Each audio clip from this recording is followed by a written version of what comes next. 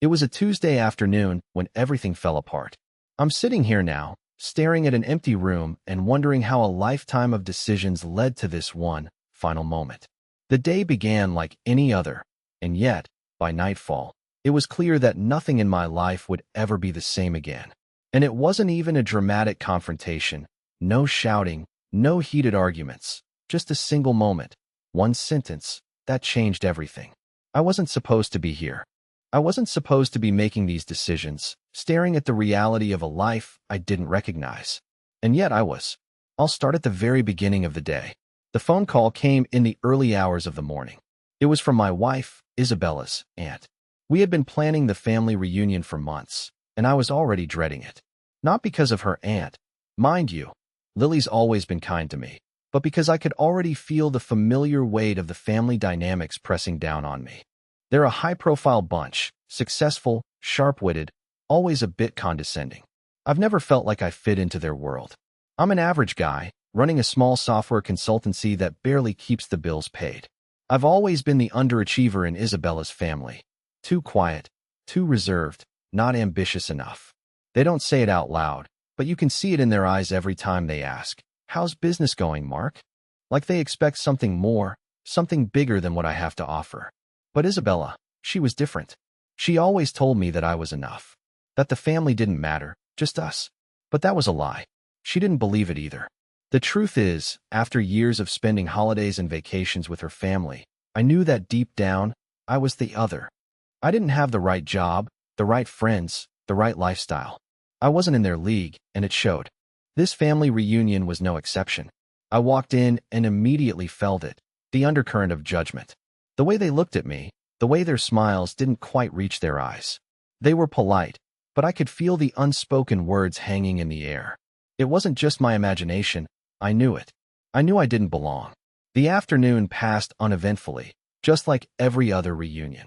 The aunts and uncles gathered in the corner, sipping wine and discussing the latest developments in their world of high-end real estate and finance. The cousins gathered on the other side, boasting about their latest trips to exotic locations and their thriving careers in tech. And then there was me, sitting quietly, sipping my drink, trying to blend into the background, trying to convince myself that I didn't care. But something inside me was bubbling up. A mix of anger, frustration, and exhaustion. I had been pretending for years that I could live this way, that I could smile and nod through the polite conversations, that I could laugh off the comments about how lucky I was to have married Isabella. But the truth was, I wasn't lucky. I was trapped. And that's when the comment came. Isabella's cousin, Karen, casually mentioned that her new boyfriend had just secured a massive job offer in Silicon Valley. It was an offhand remark, but it hit me like a punch to the gut. I could already see the look in Isabella's eyes, proud of her family, proud of their accomplishments, proud of everything I wasn't. Before I even knew what I was doing, I blurted out, "Must be nice to get a job just because your last name opens doors." The room went quiet. A few heads turned, and Isabella's eyes widened. She shot me a look, one I couldn't read. But it wasn't the look I wanted. It was the look of disappointment, like I had ruined something precious. The very thing she tried to convince me didn't matter, her family's approval, had just become the reason I couldn't breathe. I had finally broken the unspoken rule, never show any sign of frustration with her family. "I'm sorry, that was out of line," I quickly added, but the damage had been done. The look on Isabella's face was all I needed to see. Her aunt, Lily, cleared her throat awkwardly and quickly changed the subject, but the mood had shifted. I could feel it. It was like everyone in the room suddenly knew I wasn't part of their world. I wasn't one of them. Later, as the evening wore on, I found myself more and more isolated. Isabella was still speaking with her cousins, her parents, her aunts. Everyone seemed to be having a good time, while I sat at the edge, feeling smaller and smaller by the second. I could feel myself withdrawing, my body sinking into the chair as if the weight of their judgment was physically pulling me down. Then, as if on cue, Isabella walked over to me. Her face was unreadable, but I could see the flicker of frustration in her eyes. "Mark, what is going on with you tonight?" she asked softly, but with a hint of annoyance. "I don't know," I replied, the words tumbling out before I could stop them. "I just feel like I'm not welcome here. Like I'm invisible to everyone but you." She blinked, clearly taken aback by my honesty. But instead of softening, her expression hardened. "You're overreacting. You always do this. You think they're judging you, but they're not. You're just insecure." That was the moment I knew. She wasn't going to stand up for me. Not here, not with her family. I wasn't just the outsider. I was the problem. "I'm not insecure," I shot back. "I just don't belong here. And I'm tired of pretending like I do." And then she said it. The words that would define everything that came after. "Then maybe you should leave, Mark."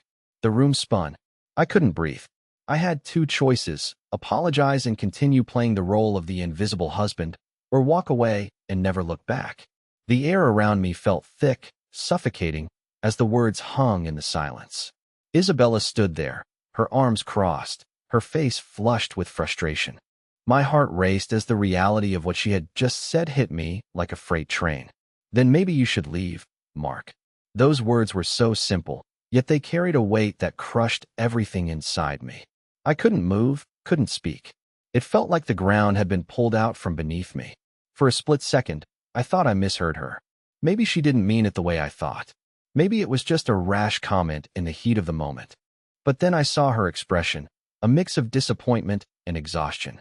And it hit me harder than anything else. I had known for a while that I didn't belong in her world. I had always been the other in her family's eyes, the one who didn't quite fit in, the one who wasn't quite enough. But hearing her say that, in front of all of them, made me realize just how deep that divide went. It wasn't just her family anymore. It was her. She was telling me to leave. She wasn't just asking me to apologize, to smooth things over. She was saying it outright. And that was the moment I had to make a decision. A choice that I never imagined I'd have to make. I could stay.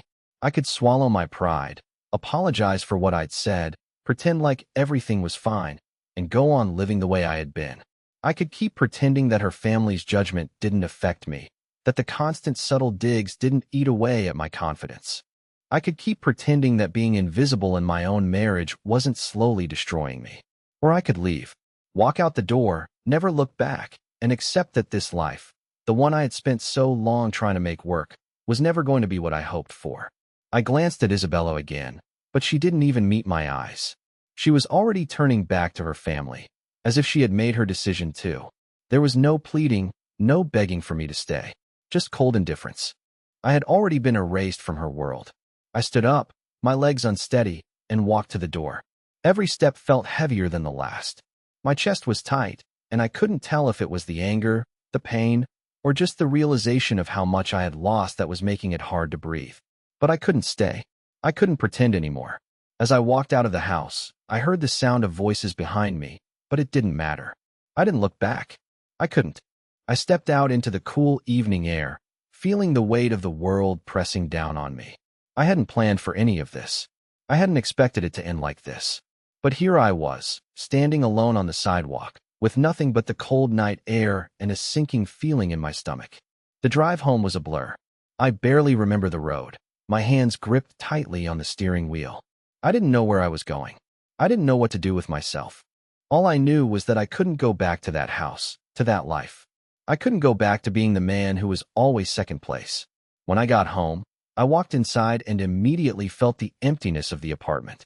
The silence was deafening. I was used to being alone, but this was different. This was an emptiness that felt permanent, like something inside me had been hollowed out. I sank onto the couch, staring at the wall in front of me. The phone in my pocket buzzed a few times, probably messages from Isabella, from her family, but I couldn't bring myself to check them. What was the point? She had already made her choice. I had no idea what I was supposed to do next.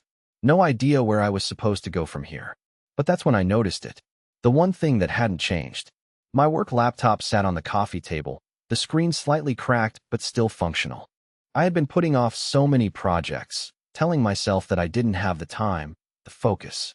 But now, with everything falling apart, it seemed like the only thing that might give me some sense of purpose. I opened the laptop, logged in, and started typing. I didn't have any big plans, no grand designs for the future. But I had to do something. I had to create something. Even if it was just a small step forward, it was a step that would keep me moving.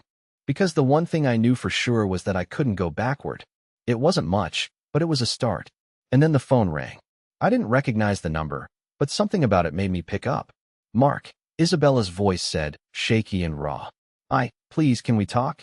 I froze. I couldn't decide whether to hang up, whether to let her explain herself, or whether to just shut it all down. Everything in me told me to ignore it, to keep my distance. But I couldn't. I wasn't sure why, but I answered. What do you want? I asked, trying to keep my voice steady. I'm sorry, she said, her voice barely above a whisper. I didn't mean it. I didn't mean what I said. But you have to understand, Mark. I'm torn. I don't know what to do anymore. I felt a wave of anger rising in my chest. You're torn. I repeated. You've made your choice. I'm the one who has to pick up the pieces of my life while you. I was angry, she interrupted, her voice breaking. I didn't know what else to say. But you don't understand, my family, they. Stop, I cut her off. Stop making excuses. I'm done. I'm done being your second choice. I'm done being the one you only turn to when it's convenient. You don't get to tear me apart and then expect everything to be fine again. There was a long silence on the other end of the line. I could hear her breathing, but no words came out. And then, quietly, she said, I don't know how to fix this. I almost laughed, but it wasn't funny. Because the truth was, I didn't know how to fix it either. I didn't even know where to start. But one thing was clear, I was done. I couldn't go back to pretending. I couldn't go back to a life where I was always the outsider, always trying to prove my worth to people who would never see me for who I was.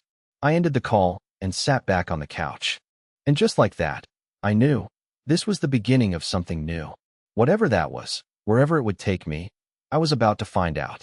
The phone call ended, and with it, a piece of me snapped free from the tethers of everything I had once known.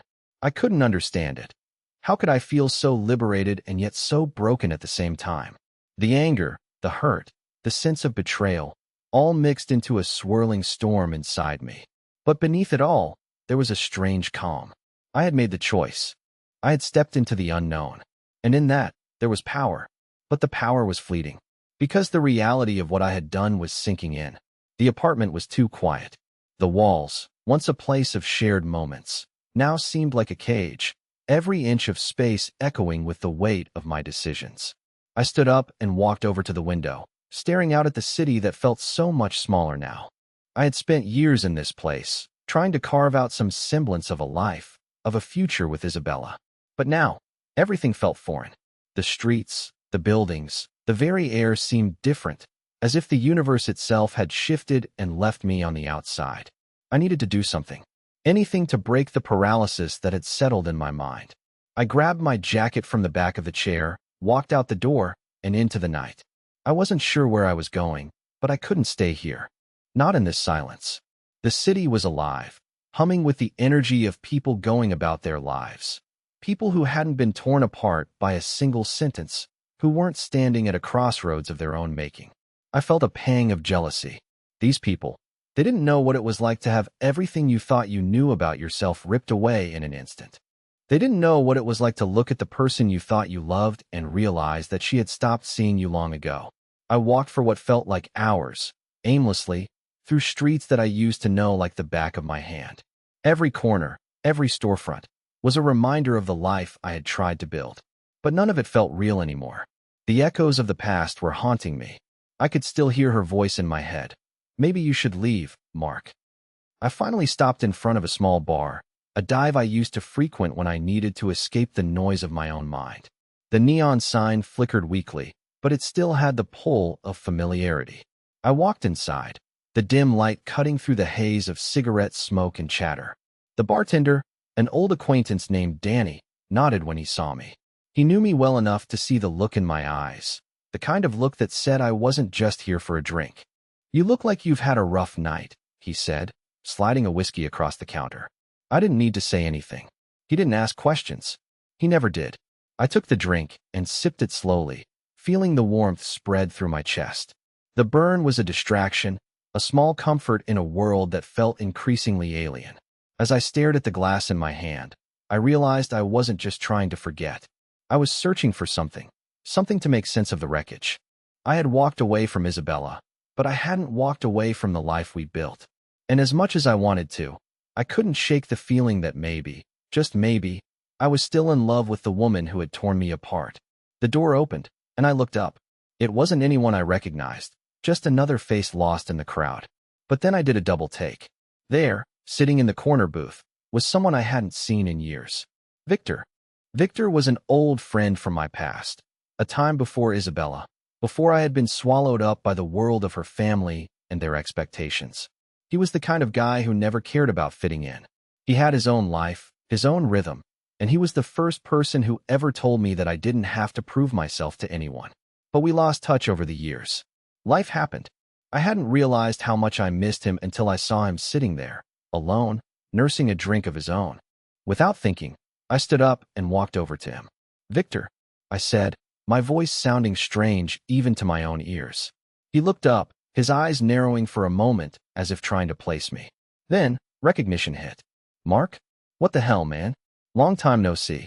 He grinned, standing up to give me a half-hearted hug. He was still the same. Wild eyes, messy hair, and that devil-may-care attitude that I had once admired. We sat down, and for the first time that night, I felt the tension in my chest begin to loosen. We didn't talk about what had happened in my life. There was no need for the details. We talked about everything else. Old friends, the years that had slipped by, the stupid things we did when we were younger. For an hour, I almost forgot why I had walked in here in the first place. But eventually, Victor looked me dead in the eye.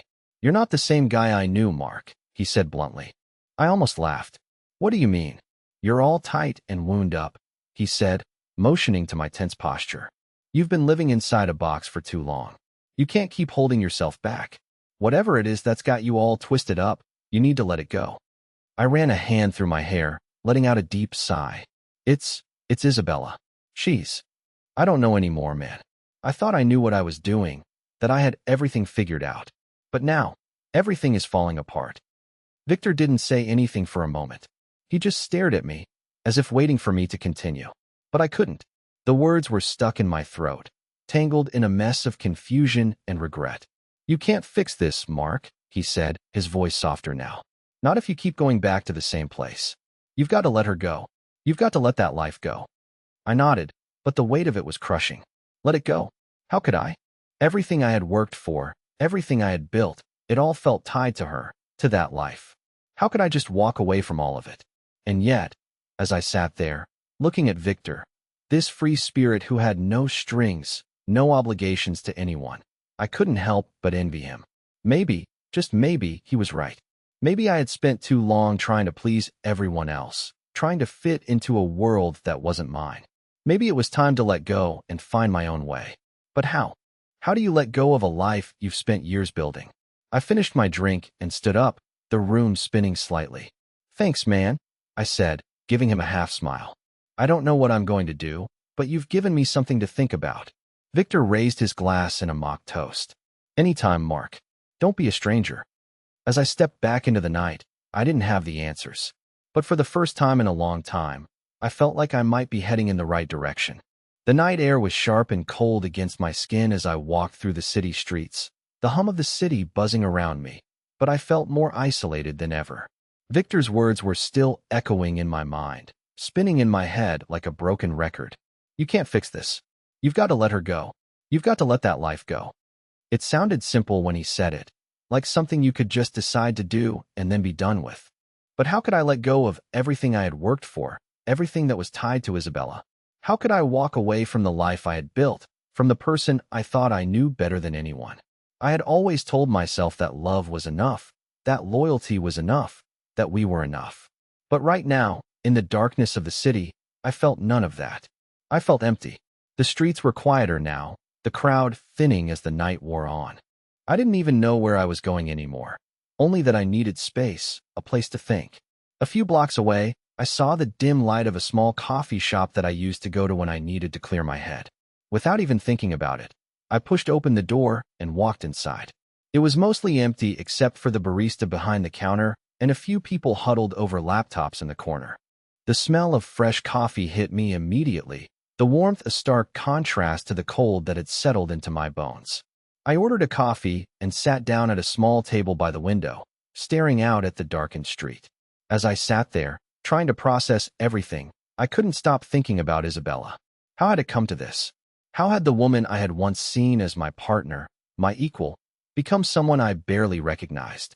The distance between us had grown so wide that I wondered if there was any way to bridge it. She hadn't even tried to stop me from walking out the door. I pulled my phone from my pocket and stared at it. There were a dozen missed calls and messages, mostly from Isabella, all apologizing, all begging me to come back. But I couldn't bring myself to read them. What was the point? Every message felt like a reminder of my failure, a reminder of what I had lost. But I also couldn't shake the feeling that maybe I was wrong. Maybe I had overreacted. Maybe I should have apologized. Maybe I should have gone back. But what was I really going back to? A family that didn't see me? A marriage where I was constantly second-guessing myself? A life built on compromises that were slowly eating away at who I was? The questions were endless, but the answers were so elusive. I left the coffee shop an hour later, the warm drink still sitting untouched on the table, and I found myself walking aimlessly through the city streets again. I didn't have any particular destination in mind. I just needed to keep moving. But every step felt like I was walking deeper into my own mind, lost in the maze of emotions that had taken root there. I passed by a park, and without thinking, I walked through the gate. The park was quiet. Only a few people scattered along the walking paths, but the stillness was strangely soothing. The trees, heavy with the weight of winter, lined the path in a way that made everything feel still, unmoving. I found a bench near the fountain and sat down, my hands buried deep in my jacket pockets. I couldn't remember the last time I'd felt this uncertain about everything. I had always thought I knew who I was, what I wanted, where I was headed. But now, I was staring into the abyss of an uncertain future. I had left Isabella, but I couldn't escape the feeling that somehow, in doing so, I had lost a part of myself. But then something strange happened. As I sat there, in the quiet of the night, I realized something I hadn't allowed myself to think about before. I was free. It wasn't an overwhelming revelation, nor was it accompanied by some grand sense of liberation. But for the first time in what felt like years, I wasn't bound by anyone else's expectations. I wasn't trying to fit into a life that wasn't mine. I wasn't pretending to be someone I wasn't. The weight that had been pressing on my chest for so long, this suffocating pressure to conform, to belong, to prove myself, had lifted. I didn't need Isabella's family's approval. I didn't need to fit into the mold they had created for me. I didn't need to be the perfect husband, the perfect son-in-law, the perfect anything. I didn't need to prove anything to anyone anymore. The realization was almost overwhelming. It was a quiet, gentle kind of freedom, one that didn't come with a fanfare, but with a deep sense of relief. For the first time, I could breathe again. But just as quickly as that feeling came, it was replaced by another, dread. Because with freedom came a terrifying question. What now? I had been so focused on the life I thought I was supposed to have, so caught up in pleasing everyone around me, that I hadn't stopped to think about what I really wanted. What was I supposed to do now that I had broken free of it all? What did I want for myself, for my future? The wind picked up, and I pulled my jacket tighter around myself, suddenly aware of the chill in the air. I needed to make a decision, but I wasn't sure I was ready. I had walked away from Isabella, from everything I had known, but there was still a part of me that missed the comfort of the familiar. I wasn't sure where to go from here, but I knew one thing for certain. I couldn't go back to what I had. That life was gone, and whatever was waiting for me on the other side, I had to face it. As I sat there, staring out at the empty park, I realized that this was the beginning of something new, and it was both terrifying and exhilarating. I didn't know where it would take me, but I was done waiting for someone else to decide my fate. I had chosen to walk away. Now, I had to figure out how to rebuild. The wind had started to pick up, and I felt the chill seep through my jacket as I sat there, still processing the night's events. The park was eerily quiet, save for the occasional rustling of leaves. I hadn't realized how much I had needed this silence, this solitude, until now. My mind was spinning, filled with questions I hadn't wanted to confront before, but now had no choice but to face. What the hell was I supposed to do next? I kept asking myself that over and over, but every answer felt incomplete. There were too many moving pieces, too many decisions to be made, and none of them seemed clear. I pulled out my phone again, and for a moment, I hesitated. There were more messages from Isabella. Each one was increasingly desperate, filled with apologies and pleas for me to come back, to fix what had been broken. She kept telling me that I was overreacting, that everything could go back to normal if I just gave her a chance to explain. But I didn't want her explanation. I didn't want to hear it. I had spent so much time listening to other people's opinions of me, of who I should be, of what I should want. I had let their voices drown out my own. But not anymore.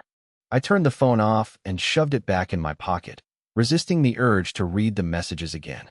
I didn't need to hear her words anymore. I needed to find my own. The park was becoming more deserted as the night deepened, the soft glow of the streetlights casting long shadows on the ground. I stood up and stretched my legs, feeling the stiffness of sitting too long. It was late, almost midnight now, but I didn't feel the need to rush home. I didn't feel the pull of the familiar anymore. The apartment, once a place of comfort, now felt like a prison. I needed space. I needed time. I needed to think. And that's when I realized something else. I had never truly been alone in my life.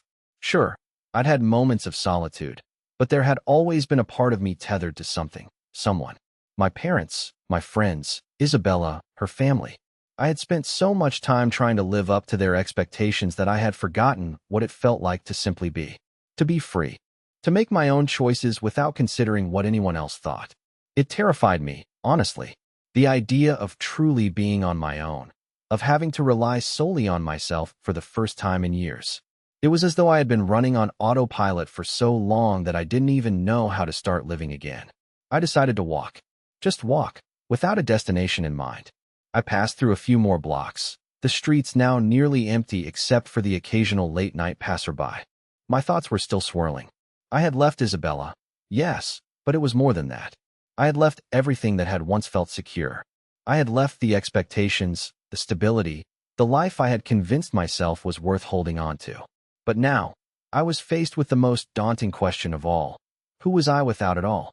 The further I walked, the more I realized that I didn't have the answers. I found myself at a small bar on the corner of a street I hadn't noticed before.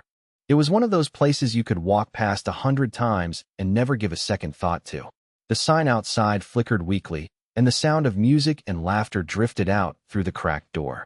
For a moment, I thought about just passing by, but then I stopped. It wasn't about the alcohol or the noise. It was about the feeling of being somewhere, of being around people, of breaking the cycle of isolation I had felt for so long. So, I pushed the door open and walked inside. The bar was small but lively, filled with a mix of faces, some familiar, some strangers. There was a sense of ease in the air, a kind of comfortable chaos that I hadn't realized I craved. I walked up to the bar, ordered a beer, and took a seat. The bartender, a woman in her early 30s with a sharp wit and an easy smile, slid my drink over without a word. She'd probably seen 1,000 people like me walk in, people who were trying to outrun their problems for a little while. But something about the place, about the unassuming energy of it, gave me the space I needed to breathe. I sat there, watching the world spin around me, and for the first time in a while, I didn't feel like I was on the outside looking in. I was just another person in the crowd, blending into the noise, trying to make sense of the chaos. As I sat there, nursing my beer and watching the ebb and flow of conversations, I found myself thinking about Isabella again. I didn't know if I could ever go back to her. I didn't know if I even wanted to. But the thought of completely walking away from her, from everything we had, was still haunting me. It felt like cutting ties with a part of myself I wasn't ready to lose. But was I ready to live the life I was meant to have? The life without her family, without the expectations? I wasn't sure. And that's when my phone buzzed again. This time, it wasn't Isabella. It was an unknown number. I glanced at the screen and almost didn't answer. But something made me press accept. Mark. The voice on the other end was unfamiliar, yet there was something in it that made my heart skip a beat. It was deep, measured, with an almost soothing cadence. I'm sorry to bother you, but I'm calling on behalf of someone you know. I sat up straighter, my mind racing. Who could this possibly be? Who is this? I asked, my voice a little too sharp. It's Michael, the voice continued. I'm calling about Isabella. You need to know something. My stomach dropped. Is she okay? I asked, my heart pounding. There was a long pause, a beat of silence that felt like it lasted a lifetime. No, Michael said softly. She's not okay, Mark. And you need to come back. I felt the air rush out of my lungs as Michael's words echoed in my head. She's not okay. It wasn't just the words themselves that hit me like a freight train. It was the way he said them. His voice was heavy with something I couldn't place, a tone that carried an urgency I wasn't ready to confront. For a moment, I just sat there, frozen, the noise of the bar around me growing muffled, distant. I couldn't breathe, couldn't think. My mind raced through a million possibilities, each one more unsettling than the last. What happened? Was she hurt? Was she in trouble? The questions flooded my mind so quickly that I could barely keep up. I could feel my pulse in my throat as I finally managed to choke out. What do you mean, not okay? What happened to her? Michael's voice was steady, but there was an edge to it, something that made me feel like this wasn't a simple call. I don't know all the details, Mark, but she's not handling this well. The arguments, the tension with you, it's taken a toll on her. She's been spiraling a bit. Spiraling. The word struck a chord deep inside me. A pang of guilt hit me like a wave. I had walked out, yes, but it felt like there was something more. I could feel myself pushing aside the discomfort I had been avoiding for weeks, months even. I had left. I had chosen my own freedom, my own need to escape.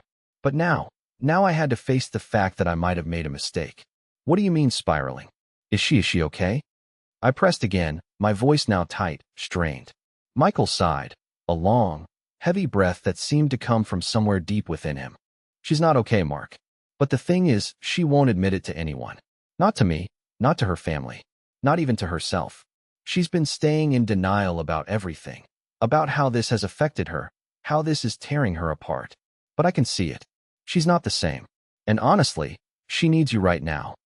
I closed my eyes for a moment, trying to steady myself, to pull myself together. This wasn't what I had expected. I thought I had left everything behind, that I had made the right choice to walk away, to escape the suffocating tension. But hearing that Isabella wasn't just angry or frustrated, but broken, felt like a gut punch. It was a side of her I hadn't wanted to see. And maybe, if I was honest with myself, I hadn't wanted to care about. But now, it was impossible to ignore. I ran my hand through my hair, feeling the weight of the decision I had made hanging over me like a storm cloud. This wasn't just about me anymore. It wasn't just about my pain, my frustration. She was hurting, too. But could I go back to that life? Could I go back to the lies, the compromises, the feeling of being someone I wasn't just to keep the peace? But what if this was my chance to make things right? What if the person I had walked away from was not the one I had thought her to be, but someone who still needed me, even after everything? What do you need me to do? I asked, my voice softer now, unsure of what I was even asking. Michael paused before responding. I'm not telling you to fix everything. That's not what I'm asking. But you need to know that she's not just dealing with the fallout from your argument. She's got other things going on, too. She's isolating herself from everyone. She's hurting in ways that she hasn't let anyone see, including you. Mark, I'm asking you to talk to her. To be there for her. Not for me, not for anyone else, but for her. I took a deep breath, fighting back the storm of emotions swirling inside me. The decision to leave had felt so clear-cut at the time, but now I didn't know if I could simply walk away from the woman I loved, even after everything that had happened. I stood up from my seat, the bar around me seeming to shrink as my thoughts consumed me. I had to make a choice, again. Would I go back to Isabella? Would I listen to Michael and give her the support she needed, despite everything that had come before? Or would I walk away and risk losing her for good? I need to think, I said, my voice shaky. Michael understood the hesitation in my tone. He didn't push. I'm not asking you to fix it, Mark. Just be there, he said softly. Please. I don't think anyone else can reach her right now. The line went quiet for a moment. I could hear the sounds of the bar again, the chatter and the clinking of glasses, the world moving on as if nothing had changed. But everything had changed for me. I ended the call and stood there for a few moments, letting the words sink in. She's not okay. Those words circled in my mind, repeating like a mantra. And no matter how hard I tried to ignore it, I couldn't push the thought away. I cared about her. I always had, even when I was angry, even when I was hurt. I didn't want to be the cause of her pain, but I wasn't sure if I was strong enough to walk back into that life. The questions swirled around me. What was I supposed to do now? What was the right thing? But there was no easy answer. I left the bar quickly, walking out into the cold night air.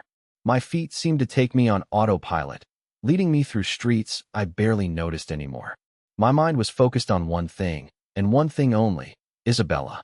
The woman I had chosen to leave, but now, it seemed like she needed me more than ever. I reached my apartment in a daze, the weight of the decision hanging over me like a cloud. I paced around the small space, trying to organize my thoughts, trying to figure out what was the right move here. But deep down, I knew that the longer I stayed in limbo, the more the distance between us would grow. I had a choice to make. And no matter how much I wanted to run, no matter how much I told myself I had the right to walk away and never look back, I knew one thing for sure. I couldn't just leave her in this state. Not after everything we had shared. I reached for my phone. I didn't know what to say to her yet, but I needed to take that first step. My finger hovered over the screen. I had no idea what would happen next. But I couldn't stay here, hiding from the truth. I pressed the button. I stared at the screen of my phone, my thumb hovering over the call button. Every part of me wanted to back away, to retreat into the safety of the silence that had become my refuge. I had made my choice before. Walk away, let go of everything, live for myself. It had been painful, but it had felt like the only way to survive. But now, standing on the edge of that decision again, I wasn't sure anymore. The words Michael had spoken rang in my head like an endless echo. She's not okay. What did that mean for me? What did that mean for us? I glanced at the time. It was after midnight. Was it too late to reach out to her? I thought about the last words we exchanged, the coldness in her eyes as I walked out of her life. She hadn't fought for me then. She hadn't stopped me. What if, in my absence, she had moved on? What if this was just my guilt playing tricks on me? What if everything I was about to do was a mistake? But as I sat there, in the heavy silence of my apartment, I realized that this wasn't just about me anymore. It wasn't about whether I felt justified in leaving. It wasn't about the anger or the pain I had been holding on to for so long. It was about her. About the woman I had loved for so long. The woman who, despite everything, I still couldn't stop thinking about. I pressed the call button. The phone rang. Once, twice, 3 times. My stomach tightened with each passing second. I had no idea what I was about to hear, no idea what kind of conversation we were about to have, but I couldn't back out now. Finally, the call connected. Mark. Her voice was hesitant, almost like she wasn't sure whether to pick up or not. There was a fragility in her tone that I hadn't heard in so long. I wasn't sure if it was the same voice I remembered, the one full of strength and certainty. I didn't know who else to call. I said, my voice thick with emotion. I'm sorry. For everything. For walking away. I should have never left. The silence that followed was deafening. I could hear her breathing on the other end, slow and steady, like she was trying to make sense of the words I'd just spoken. Mark, she paused, like she wasn't sure how to respond. Her voice sounded distant, like she was somewhere far away, trapped in her own thoughts. I didn't think you'd ever call. Not after everything that happened. You've been gone for so long. I didn't know what to think anymore.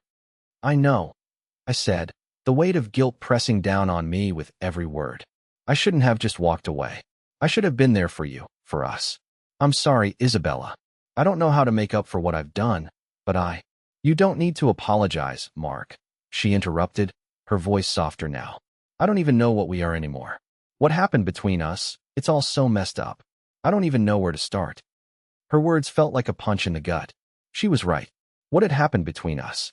What had we become? We had once been everything to each other, but now we were strangers trying to put together the pieces of a broken relationship. I don't know either, I admitted. But I don't want to leave it like this. I want to fix it. I want to figure this out. I know I've made mistakes, but I'm asking you. Please, let me try. Let me be there for you. There was another long pause, and for a moment, I thought she might hang up, or maybe just walk away again, like she had done before. But then, finally, I heard her voice again, quiet, hesitant. I don't know, Mark. I really don't know if I can trust you anymore. You left me when I needed you the most. Her words hit me harder than anything she had said before. She was right. I had abandoned her. I had walked out when things got tough, when she needed me to fight, to be strong for both of us. And I couldn't take that back. I'm sorry, Isabella, I whispered. But I'm here now. I don't want to be the man who walked away from you anymore. I want to be the man who shows up. I don't want to keep running. Not from you. Not from what we had. There was a long silence on the other end of the line, and for a moment, I thought she might hang up, that it was too late, that everything was too far gone. But then, I heard her voice again, softer this time, almost fragile. I don't know if I can believe you, Mark. I don't know if I can trust you again after everything that's happened. Her words were full of doubt, of pain, but there was something else in them too. A flicker of hope, maybe. Or maybe it was just the remnants of what we had once shared. I know you're hurting, I said, my heart aching for her. And I know I'm the one who hurt you. But please, let me try to make it right. I'm not asking you to forget. I'm not asking for things to be perfect. I just want a chance to show you that I'm not the same person I was when I left. I want to be the man you deserve, Isabella. Another pause. I could hear her breathing, steady but shaky, and I wondered if she was on the verge of tears. I didn't know what she was thinking, but I could feel the distance between us, a chasm that seemed impossible to bridge. I don't know if I can just pick up where we left off, she said quietly. But I'm not saying no either. I'm just not sure. I don't know what to believe anymore, Mark. I nodded even though she couldn't see me. I don't expect things to go back to the way they were. I know it's going to take time. But I'm here, Isabella. I'm here for as long as it takes, if you'll let me. There was a long silence, and I held my breath, waiting for her response. It felt like an eternity. Finally, she spoke, her voice barely above a whisper. I don't know what happens next, Mark. But I'm willing to try. Just don't walk away again. My heart leapt in my chest, and I felt the weight on my shoulders shift, just a little. It wasn't much, but it was a start. I won't walk away, I promised, my voice firm now. Not this time. And for the first time in a long while, I allowed myself to hope. The silence after Isabella's words hung in the air, but it wasn't the kind of silence I had feared. It was a quiet, almost peaceful stillness, as though we both knew that, despite everything, this was the beginning of something new, something different. I couldn't say for certain what the future held, but for the first time in a long time, I felt a spark of hope. I don't know what happens next either. Isabella's voice broke through the stillness, softer now. But I'm willing to take it one step at a time. If you're really here, Mark, if you really want to make this work, I think I can try. I'll try. I felt a wave of relief wash over me, my chest loosening with every word she spoke. It wasn't going to be easy, I knew that. There would be scars, there would be bumps along the way. But the fact that she was willing to try, to allow me back in, meant everything. I'm here, Isabella. I promise, I said, my voice steady now. And I'll be here, every step of the way. I'm not going anywhere. I want us to find our way back. I want us to be better than before. There was a pause, and for the first time, I felt the weight of the tension lift, just slightly. Then, I heard a soft laugh on the other end of the line. It was small, but it was there. You sound so serious, she said, the familiar warmth of her voice creeping back. But I guess that's a good thing. I am serious, I replied, smiling despite myself. I've learned my lesson. I've realized that walking away didn't fix anything. It only made it worse. Isabella was quiet for a moment, and then, softly, she said, I never wanted you to leave. I never wanted to push you away. But I was scared. Scared of us falling apart, of me losing everything I thought I had with you. I felt my heart tighten. I know. I was scared too. But running away only made me realize how much you mean to me. I don't want to lose you, Isabella. And that was it. The barrier had shifted, not in some grand, dramatic way, but in a quiet, steady way that felt right. We were still both hurt, still both uncertain in some ways, but we had made a choice together. A choice to try. A choice to heal, together. I don't know what's going to happen, Mark, she said, her voice softer now, filled with tenderness I hadn't heard in so long. But I'm willing to find out. And that's enough for me. Then we'll do it, I said, my heart swelling with a sense of peace I hadn't expected. One step at a time. And in that moment, I realized something profound.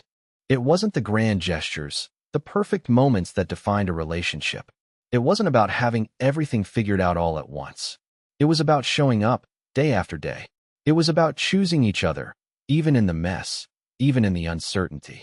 As I hung up the phone, I felt lighter than I had in months, maybe even years.